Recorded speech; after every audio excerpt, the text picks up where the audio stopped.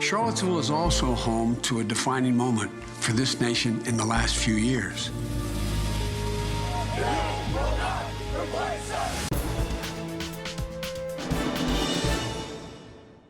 So unless you've been living under a rock, you've probably heard that Joe Biden announced his bid for the 2020 presidency.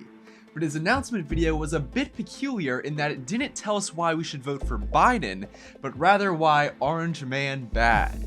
Very fine people on both sides. With those words, the President of the United States assigned a moral equivalence between those spreading hate and those with the courage to stand against it. Of course, Biden never actually gave the full context of that remark, and it's funny because when I was doing research for this video, I'd forgotten all about it at first myself. I guess because the media has so routinely omitted it from their coverage. So here's what Trump actually said. And you had some very bad people in that group, but you also had people that were very fine people on both sides. You had people in that group, excuse me, I saw the same pictures as you did.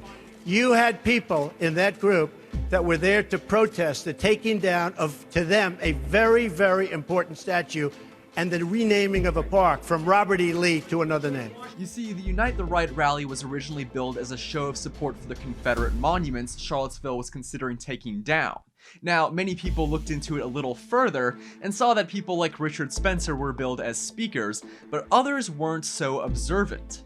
Back to Biden, I spoke with Matthew Knowles, a member of the University of Virginia College Republicans chapter, and he said, Biden's announcement video is still a conspicuous attempt to capitalize on a tragedy in a city he has no ties to.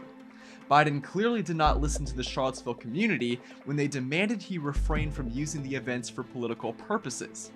Such an act is incredibly disappointing and unbecoming of any official seeking office. Now, I'm not necessarily all about the whole something tragic happened, so therefore you must only be sad and not make any political observations that could maybe fix the problem. It would be a bit tougher to fight radical Islam, for instance, if you couldn't say anything after every bombing or truck attack. But here's the thing, Biden isn't attacking white nationalist terrorism, he's attacking Trump.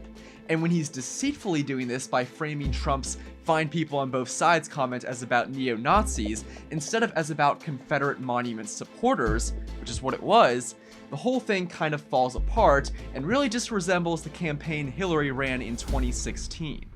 From Black Lives Matter to All Love is Equal, Democrats sure are fond of their platitudes, but they may have overlooked the aptness of one old adage: there's no such thing as bad press. Billing himself as the anti-Trump instead of actually selling himself on his own merits may result in Biden just biding his time until another 2016 Dem disaster. See what I did there, fam? For Campus Unmasked, I'm Rob Shimshock. If you like this video and support our mission, please make sure to comment and subscribe. If something happens on your campus and you'd like us to investigate, send us details using the form on campusunmasked.com.